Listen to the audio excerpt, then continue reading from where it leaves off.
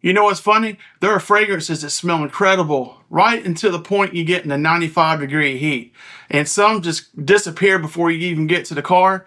And some become so cloying that they give you a headache. So I had one major question when I went into this review here. How would Sunkissed Sands by Sphinx do on a hot summer vacation? And after wearing this in the hot-ass Washington, D.C. humidity this week, I think I have my answer.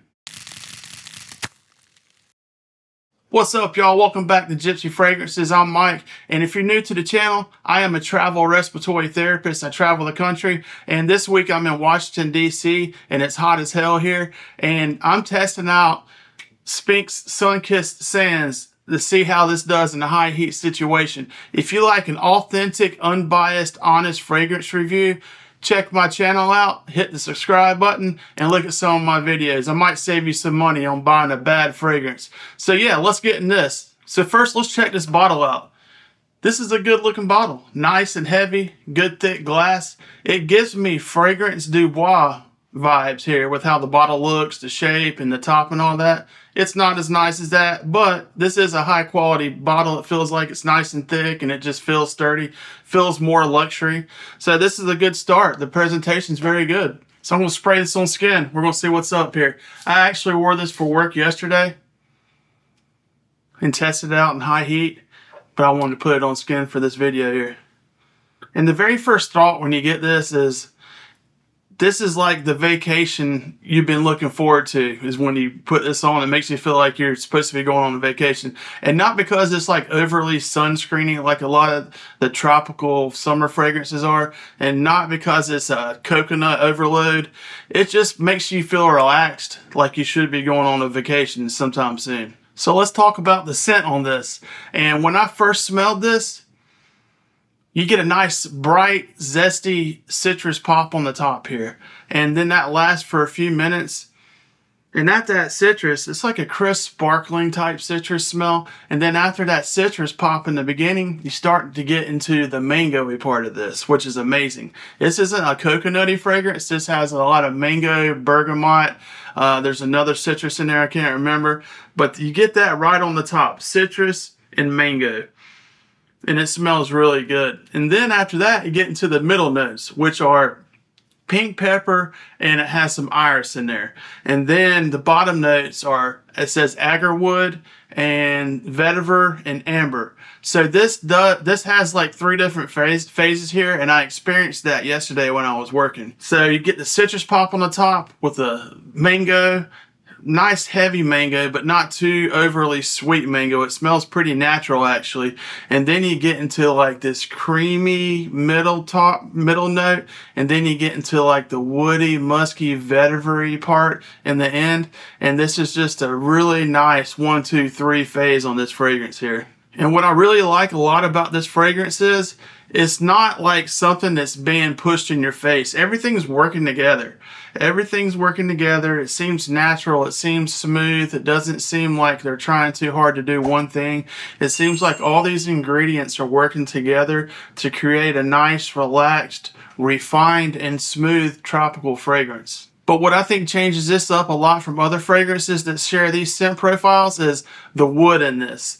The wood really gives this a nice maturity, and it smooths out the edges. It gives it some character, some body, and it just really makes this fragrance, takes it to the next level. It's not like you're just run-of-the-mill tropical fragrance. The woody, amber, musky notes in the end really give this some body and some character that really change this.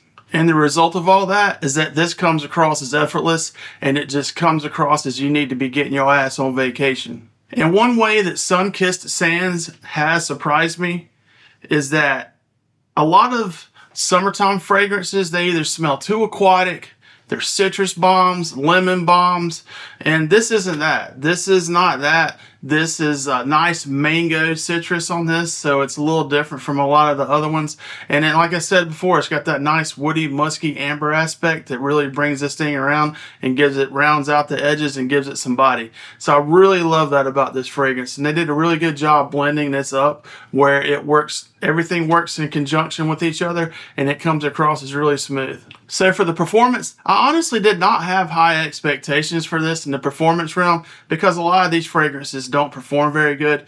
But this actually did really good yesterday in the high heat. It was like 95 with high humidity here in Washington, and this really did good.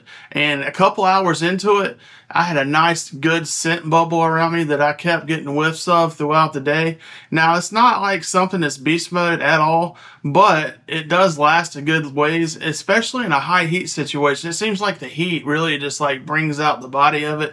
And if it's on your skin and you're hot, I think that really accentuates how well this will perform, because that heat, in my experience yesterday, the heat I felt pumped it out more, and I had a nice bubble around me. And I reapplied later on. I think I reapplied about 4 or 5 hours into it just because I'm bougie like that and that's what I do. But I really probably didn't need to, because I did have a nice little bubble still. I just carry a decant with me all day, every day with whatever I'm wearing.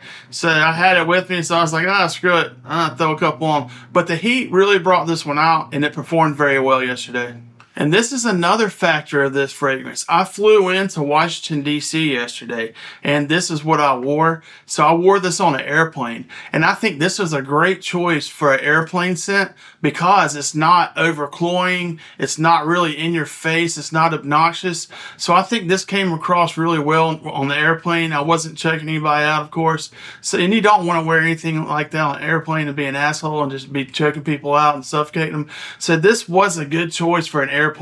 It was not very like overwhelming to people around me, but I had a nice little scent bubble around me. And then when I got off the airplane about an hour and a half later into this damn 95-degree Washington, D.C. heat, that's when this thing really started pumping. It was a nice experience. So who should buy this? Who was this for?